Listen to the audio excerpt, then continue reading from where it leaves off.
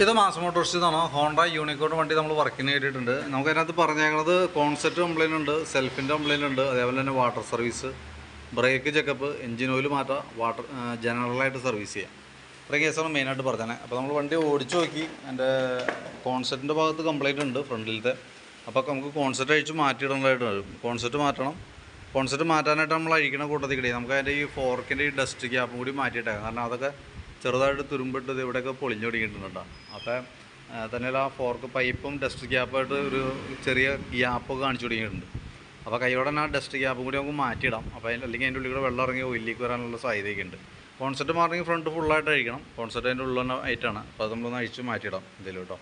പിന്നെ നമുക്ക് self work ചെയ്യാനുള്ള ജനറലായിട്ട് ഒരു ചെയിനൊക്കെ ചെറിയൊരു ലൂസ് ഉണ്ട്. അപ്പോൾ അതല്ലാണ്ട് വേറെ അങ്ങനെ മേജറായിട്ടുള്ള കംപ്ലൈൻറ്റ് കാര്യങ്ങളൊന്നുമില്ല. സർവീസിൻ്റെ ഭാഗമായിട്ട് നമ്മളതിൻ്റെ ബാക്ക് ബ്രേക്കൊക്കെ ക്ലീൻ ചെയ്യാൻ വേണ്ടിയിട്ട് അഴിച്ചാണ്. ബ്രേക്ക് ലൈൻഡറൊക്കെ നമുക്ക് ഇതുമ്പോൾ കിടക്കുന്നത് കമ്പനി ലൈൻഡറാണ്, ഹോണ്ടയുടെ ഒറിജിനൽ ലൈൻഡറാണ്, പുതിയ ലൈൻഡറാണ്. അപ്പോൾ ബ്രേക്ക് ക്യാമൊക്കെ ഒന്ന് ഗ്രീസ് ചെയ്തിട്ടാൽ മതി. പിന്നെ ബാക്ക് ടയറൊക്കെയാലും പുതിയ ടയർ കിടക്കണം, വലിയ പഴക്കമായിട്ടില്ല. വീൽ ബെയറിംഗ് ഒക്കെ ചെക്ക് ചെയ്ത് വേറെ കംപ്ലൈൻ്റ് ഒന്നുമില്ല. ബാക്കിലത്തെ വീലിൻ്റെ ഡാമ്പർ റബ്ബർ സെറ്റാണ്, നിലയിൽ ഓക്കെയാണ്, വേറെ പ്രോബ്ലം ഒന്നും ചിലപ്പോൾ. ചെയിൻ പുതിയ ചെയിനാണ്, അപ്പോൾ ജസ്റ്റ് ഒന്ന് ലൂസ് ഉണ്ട്. അപ്പോൾ അതൊന്ന് ടൈറ്റ് ചെയ്തിട്ടേക്കാം. എയർ ഫിൽറ്റർ നമ്മൾ ക്ലീൻ ചെയ്യാൻ വേണ്ടി അഴിച്ചിട്ടുണ്ട്. എയർ ഫിൽറ്റർ നമുക്ക് ഇതുമ്മേ കിടക്കുന്നത് പുതിയ ഫിൽറ്ററാണ്, പക്ഷേ കമ്പനി ഫിൽറ്ററൊന്നുമല്ല, ഡ്യൂപ്ലിക്കേറ്റാണ്. പക്ഷേ എന്നാൽ പോലും വലിയ പഴക്കമായിട്ടില്ല. അപ്പോൾ തൽക്കാലം നമുക്ക് എയർ അടിച്ച് ക്ലീൻ ആക്കി ഇടാം.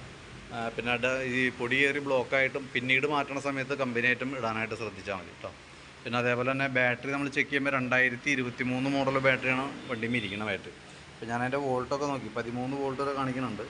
ലോഡ് കൊടുക്കുമ്പോഴായാലും 9.5 വോൾട്ട് കാണിക്കുന്നുണ്ട്. അപ്പോൾ നിലവിൽ ബാറ്ററിയുടെ പ്രശ്നമല്ല, സെൽഫ് എടുക്കാത്തതിൻ്റെ കേസ് മോട്ടറിൻ്റെയാണ്. അപ്പോൾ ഞാൻ മോട്ടർ അഴിച്ചിട്ടുണ്ടായിരുന്നു, ഡീറ്റെയിൽസ് കാണിച്ചു തരാം കേട്ടോ. പിന്നെ എഞ്ചിൻ ഓയിൽ മാറ്റുന്നുണ്ട്, ഓയിൽ ചേഞ്ച് ചെയ്യുന്നുണ്ട്. കൂട്ടത്തിൽ കൂടെ ഓയിൽ ബോൾട്ടിൻ്റെ വാഷും സ്റ്റിക്കിൻ്റെ ഓറിങ്ങും മാറ്റിയിടണം. പിന്നെ ഇവിടെ തന്നെ ഈ ഫീഡ് പൈപ്പിൻ്റെ ഇവിടെ ഒരു പൈപ്പ് പൊട്ടി നിൽക്കുന്നുണ്ട്, അതിൻ്റെ ഉള്ളിൽ കൂടെ എയർ വലിച്ച് തരുന്നുണ്ട്. അപ്പോൾ അതൊന്ന് നമുക്ക് മാറ്റിയിടണം. അത് വാക്യൂം ടൈപ്പ് പൈപ്പ് വരാം. അപ്പോൾ അതൊന്ന് മാറ്റിയിട്ടേക്കാം. പിന്നെ ഈ ഭാഗത്താണ് എൻ്റെ സെൽഫ് മോട്ടറിൻ്റെ ഇതിന് വേണ്ടിയിട്ട് അയച്ചത്. സെൽഫ് മോട്ടറിൻ്റെയാണ് കംപ്ലയിൻറ്റ്. അപ്പോൾ നമ്മൾ അയച്ചു നോക്കുമ്പോൾ കാർബണൊക്കെ തീർന്ന് കിടക്കണം. ഇപ്പോൾ നിലവിൽ ഇങ്ങനെ വന്നാലുള്ള പ്രോബ്ലം എന്ന് വെച്ചാൽ നമുക്ക് ശരിക്കും ഈ മോട്ടർ അസംബ്ലി ഫുള്ളായിട്ട് മാറ്റി വയ്ക്കലാണ് പോസിബിളായിട്ടുള്ളത്. പിന്നെ നമുക്കത് റിപ്പയർ ചെയ്യാറുണ്ട്. റിപ്പയർ ചെയ്തിപ്പോൾ നമുക്ക് നിലവിൽ ആർമേച്ചറിന് വലിയ പ്രോബ്ലം ഇല്ലാത്തതുകൊണ്ട് നമുക്കൊന്ന് റിപ്പയർ ചെയ്ത് നോക്കാം. റിപ്പയർ ചെയ്ത് നോക്കാമെന്ന് പറഞ്ഞതിൻ്റെ കാരണം എന്ന് വെച്ചാൽ റിപ്പയർ ചെയ്തപ്പോൾ കാർബണൊക്കെ മാറ്റിയിട്ട് കഴിഞ്ഞാൽ നോർമൽ വർക്ക് ചെയ്തോളും, പ്രോബ്ലം ഒന്നുമില്ല.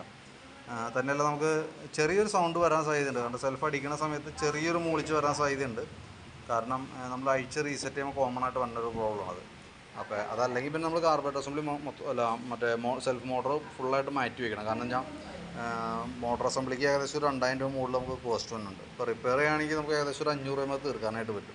പക്ഷേ സെൽഫ് അടിക്കുന്ന സമയത്ത് ചെറിയൊരു മൂളിച്ച ഒരു എരമ്പിൽ സൗണ്ട് വരാനുള്ളൊരു സാധ്യതയുണ്ട്. അത് ആ സെൽഫ് അടിക്കുമ്പോൾ മാത്രമേ കാണിക്കുള്ളൂ, വേറെ പ്രോബ്ലം ഒന്നുമില്ല. അതുകൊണ്ട് വേറെ കംപ്ലയിൻ്റ് ഒന്നും ഇല്ലതാണ് കേട്ടോ. പിന്നെ നമുക്ക് കാർബറേറ്ററുമായി ബന്ധപ്പെട്ട് പ്രത്യേകിച്ച് കംപ്ലയിൻസുകളോ മിസ്സിങ്ങോ അങ്ങനെ പ്രോബ്ലംസ് ഒന്നുമില്ല. പക്ഷേ ഇപ്പോഴത്തെ ഒട്ടുമിക്ക വണ്ടികളും കാർബറേറ്റർ കംപ്ലയിൻ്റ് ആണ്. കാരണം നമ്മളിപ്പോൾ ഉപയോഗിക്കുന്ന എത്തനോൾ മിക്സ് ചെയ്തിട്ടുള്ള പെട്രോൾ E20 പെട്രോൾ യൂസ് ചെയ്യുക. അപ്പോൾ അതുകൊണ്ട് അങ്ങനെ ഉപയോഗിക്കുമ്പോൾ കോമൺ ആയിട്ട് ഓവർഫ്ലോ കംപ്ലയിൻ്റാണ് മെയിനായിട്ട് വരാം. ഓവർഫ്ലോ മിസ്സിങ് അങ്ങനത്തെ പല പ്രശ്നങ്ങളും കാണിക്കാറുണ്ട്. പ്രത്യക്ഷത്തിൽ നമ്മുടെ വണ്ടി ഓടിച്ച് നോക്കുമ്പോൾ അങ്ങനത്തെ വേറെ കംപ്ലയിൻ്റ് ഒന്നും പ്രത്യക്ഷത്തിൽ കാണുന്നില്ല. അതുകൊണ്ട് തന്നെ കാർബറേറ്റർ നമ്മൾ അഴിക്കുന്നില്ല. ജനറൽ സർവീസിൽ കാർബറേറ്റർ ക്ലീനിങ് ഇല്ല, നമ്മൾ അഡീഷണൽ പേ ചെയ്യേണ്ട വർക്കാണ്. പ്രത്യേകിച്ചൊരു കംപ്ലയിൻറ്റ് ഇല്ലാത്തത് കൊണ്ട് കാർബറേറ്റർ നമ്മൾ തൊടുകയും ചെയ്യേണ്ട. പിന്നെ അതിൻ്റെ സ്പാർക്ക് പ്ലഗ്ഗൊക്കെ ഒന്ന് അഴിച്ച് ക്ലീൻ ചെയ്ത് തരുന്നുണ്ട്. പ്ലഗും പുതിയ പ്ലഗ് കിടക്കണം കേട്ടോ. പിന്നെ അതേപോലെ ഫ്രണ്ടിലേക്ക് അഴിക്കുമ്പോൾ ഫ്രണ്ട് നമ്മൾ അഴിക്കുന്ന കൂട്ടത്തിൽ കൂടെ ഫ്രണ്ട് ബ്രേക്കിൻ്റെ പാഡ് സെറ്റൊക്കെ ഒന്ന് അഴിച്ച് ചെക്ക് ചെയ്യാനുണ്ട്. അത്യാവശ്യം പുതിയ പാഡാണ്, വലിയ പഴക്കമായിട്ടില്ല. ബ്രാക്കറ്റൊക്കെ ഒന്ന് അഴിച്ച് ഗ്രീസ് ചെയ്ത് റീസെറ്റ് ചെയ്യാനുണ്ട്. പിന്നെ ജനറൽ സർവീസിന് പുറമെയാണ് നമുക്ക് അതിൻ്റെ കോൺസെപ്റ്റൊക്കെ കാര്യങ്ങളൊക്കെ മാറ്റാം കേട്ടോ. അപ്പോൾ അതിൻ്റെയും കൂടിയും ഉൾപ്പെടുത്തിയിട്ടുള്ളൊരു എസ്റ്റിമേറ്റ് ഞാൻ വാട്സാപ്പിലിടാം. അതായത് നമുക്ക് general service, self motor repair ചെയ്യണം, അതേപോലെ തന്നെ കോൺസെപ്റ്റ് മാറ്റണം, പിന്നെ എഞ്ചിൻ ഓയിൽ കാര്യങ്ങളൊക്കെയാണ് വരാം. അപ്പോൾ ഞാൻ അതിൻ്റെ ഒരു എസ്റ്റിമേറ്റ് വാട്സാപ്പിലേക്ക് ഇട്ടേക്കാം. നമുക്ക് വൈകിട്ടത്തേക്കാണ് വർക്ക് കംപ്ലീറ്റ് ആവുള്ളൂ കേട്ടോ. അപ്പോൾ ഞാൻ അതിൻ്റെ ഒരു എസ്റ്റിമേറ്റ് വാട്സാപ്പിലേക്ക് ഇട്ടേക്കാം. വീഡിയോ കണ്ടു കഴിയുമ്പോൾ നോക്കിയിട്ടൊന്ന് റിപ്ലൈ ചെയ്താൽ മതി കേട്ടോ. ഓക്കെ.